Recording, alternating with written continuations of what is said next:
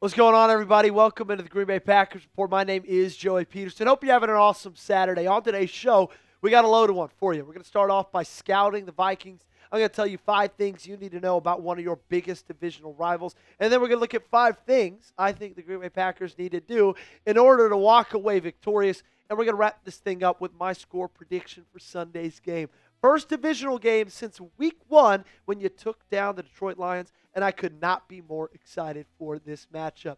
Speaking of this matchup, don't risk it, don't jinx it. If you want the Packers to win, hit that thumbs up button and like today's video. We can't take any chances, and we need to get to 7-3-1, and I need your help to do so.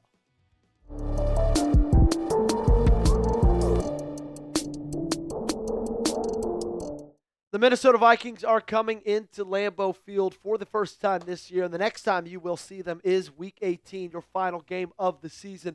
So let's tell you a little bit more about them. For starters, Kevin O'Connell, their head coach, he is a phenomenal offensive mind, and what he's been able to do with the quarterbacks he's been given, maybe besides this year, has been impressive in his tenure so far. Brian Flores, their defensive coordinator, he's an unbelievable defensive coordinator, and in my mind, he should be the number 1 prospect people are looking at to be a head coach in the NFL next season. Their wide receiver talent is elite. More on Jordan Addison and Justin Jefferson in just a little bit. However, J.J. McCarthy, as many things in the National Football League, they depend on the quarterback. That's kind of why they're struggling this season, because he is struggling mightily. He's won a couple of games, lost a little bit more, and these past couple of weeks have been very, very rough for the first-year starting quarterback. But their defense, they're aggressive, they're exotic, and that's exactly where we're going to start our keys to victory. If you want to beat Minnesota, it starts with handling the blitz and handling it very, very well, and that's going to go on the shoulders of one Jordan Love. This is their calling card. This is Brian Flores' calling card. He's number 1 in the National Football League in blitz rate, 44.4% of the time. Almost 50% of defensive snaps, he is sending 5 or more players. They are dead last in the NFL when it comes to light box rate at 29.5, and they are first in the NFL when it comes to heavy box rate at 36.1. But his blitzes, they look different than Jeff Hafley's blitzes, who doesn't blitz a lot. I actually am pretty sure he's bottom 5 in the NFL in blitz rate. They look different than most people's blitzes across the league because they like to line everybody up on the line of scrimmage. That way you don't know who's coming. And it's very, very hard to determine pre-snap coverages and who's going to be the guy that's coming to the quarterback. It's hard for the offensive line. It's hard for the quarterback himself, and that's how they're able to generate so much pressure, because they line up anywhere from 5 to 8 guys in a line along the line of scrimmage, and then they'll drop half of them back into coverage. The other half will stun. They're exotic, and they are consistent. Here's another look. Right? This one from when he was head coach at the Miami Dolphins, just to show you how often he's been doing this. They got 7 guys up on the line of scrimmage, 4 guys back in coverage. It looks like it could be man coverage, right? Most of the time it's not. Most of the time it's zone. Here's last year against the Chicago Bears. He's got more guys in coverage right there. You see 5, but still 6 guys along the line of scrimmage, making Jordan Love's job very, very difficult, which is exactly what he did last year, Week 17, the last time these two teams faced off, and Green Bay ended up losing that ball game. He blitzed Jordan Love 55.9% of the time. 3 sacks, 11 quarterback pressures, and a quarterback pressure rate of 32.9. Now, the last time that Jordan Love played a defense that likes to blitz a ton was the Pittsburgh Steelers on Sunday Night Football, when he had arguably his best game yet. 12 for 17 completions to attempts against the blitz. 211 yards, 3 touchdowns, and a passer rating of 157.5. He's got to do exactly that again against Minnesota, because you will be seeing a ton of those looks. I want you to predict his stat line against Minnesota down below in the comment section. How many yards, how many touchdowns, and if you're a real football nerd, go ahead, give me completion percentage as well. Key to victory number 2. You got to make J.J. McCarthy throw the ball, okay? We already discussed him a little bit in the scouting report, but J.J. McCarthy has had a horrible second year in the National Football League and first year as a starting quarterback. He's completing just over 52% of his passes, 842 yards in 5 games, 6 touchdowns, 8 interceptions. It has been quite the year for the young quarterback who was a top 10 pick. He's bad. I feel fine outright saying that, okay? Sure, he might go on to have a fine NFL career. He might prove me wrong. But at the current recording of this video, in the current state of where we are in the United States of America, J.J. McCarthy is not a good quarterback.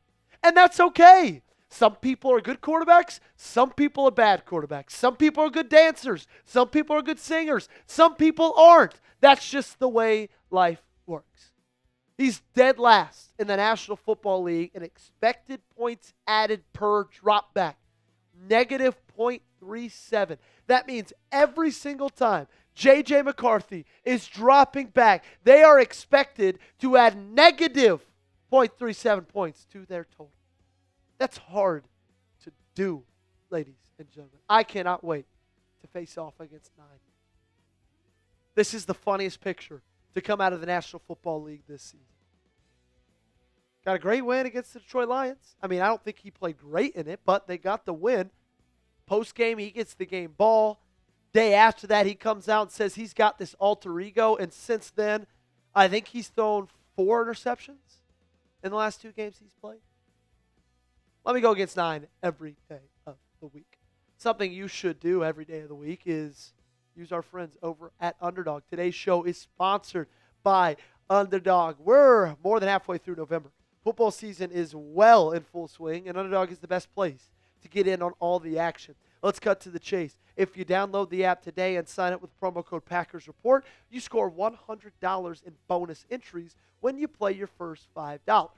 Playing on Underdog is easy. Just pick whether your favorite players will go higher or lower on stats like rushing yards, receptions, touchdowns, and more.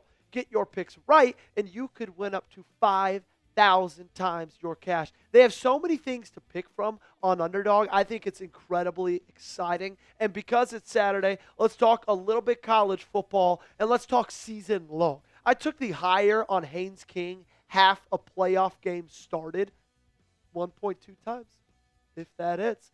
I also took the higher on Jonathan Taylor, 1,999.5 rushing yards. Think he'll get to 2,000. And then higher on Dante Moore. That one, less odds, but wanted to get a good pick in there at half playoff games started. Underdog. It's so much fun. So download the app today. Sign up with promo code Packers Report to score $100 in bonus entries when you play your first $5. That's promo code Packers Report. Underdog. Make picks, win money. Must be 18 or older, 19 or older in Alabama and Nebraska, 19 or older in Colorado for some games, 21 or older in Arizona, Massachusetts, and Virginia. And present in a state where Underdog Fantasy operates. Terms apply. See assets.underdogfantasy.com/web/playing get terms_DFS_.html for details. Offer not valid in Maryland, Michigan, New Jersey, New York, Ohio, and Pennsylvania. Concerned with your play? Call 1-800-GAMBLER or visit www.ncpgambling.org. In New York, call the 24/7 Hope line at 1-877-8-HOPE-NY or text HOPE-NY to 467-369. If you're going to beat the Minnesota Vikings, you got to take advantage of every opportunity you've got on the offensive side of the football, and that means the drops have to go away.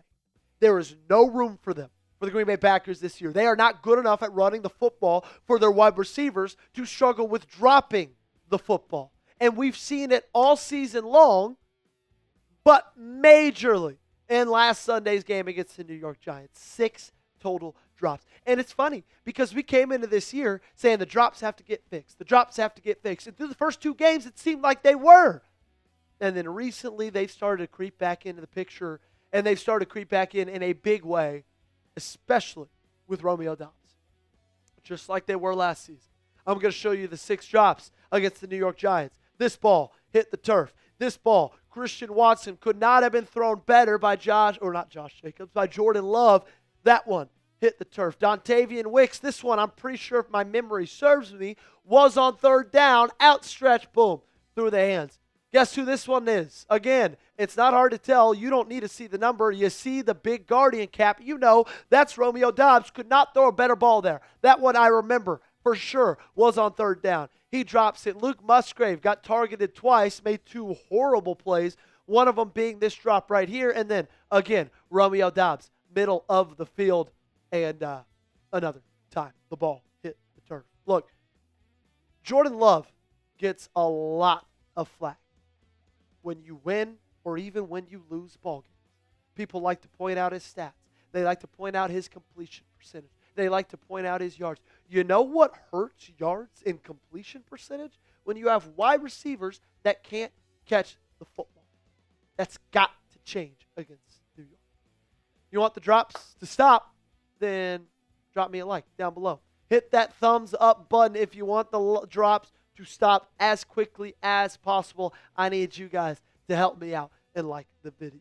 Number 4, secondary's got to be on their P's and Q's. Okay, I get it. It's ironic to say that when I just told you for about 5 minutes how bad J.J. McCarthy has been this season. But the reason I say this is they've got 2 phenomenal wide receivers in Jordan Addison and in Justin Jefferson. 2 guys that anytime they touch the football, they can take it straight to the house. Now, the numbers aren't what they usually are, especially for Jordan Addison because he had to serve that suspension because of a DUI. But that is because of J.J. McCarthy and Carson Wentz having to be their quarterback so far this year. But man, we all know if they are in an offense with a competent quarterback, they are guys that can hurt you every single down. So Keyshawn Nixon, Carrington Valentine, they've got to be on their best behavior. They've got to have smart feet, smart eyes, don't bite on double moves, finish tackles when you get there, and I'll feel good about this team. And number 5, make the play late. Look, I used to only say this when this team was facing off against other really top teams in the NFC or in the NFL. But I think after Sunday's game against New York, I have kind of realized I think blowouts are non-existent for this team anymore. I've just come to the fact and to the realization and to the acceptance that every single game this team plays is going to be a close one. Okay? And so, because of that, you got to make the play late. That's how you win these ball games. You did it against New York. You couldn't do it against Philadelphia. You couldn't do it against Carolina. Are you seeing the trend here? The teams who make the big plays and the big moments late in the fourth quarter, those are the ones who walk away victorious. Now, I just told you that I think that blowout wins are not going to happen anymore for this team. And funny enough, my prediction is going to be a 2-touchdown win for the Green Bay Packers, 24-10. I think the offense continues to dominate, or not continues to dominate. I think they put together another good performance. I think the defense continues to kind of get back into the fold of things. And you know what? Give me 24-10. I like J.J. McCarthy to lose another ball game. That's going to do it for today's show. Twitter, Instagram, both platforms, same username. And make sure you subscribe to the channel.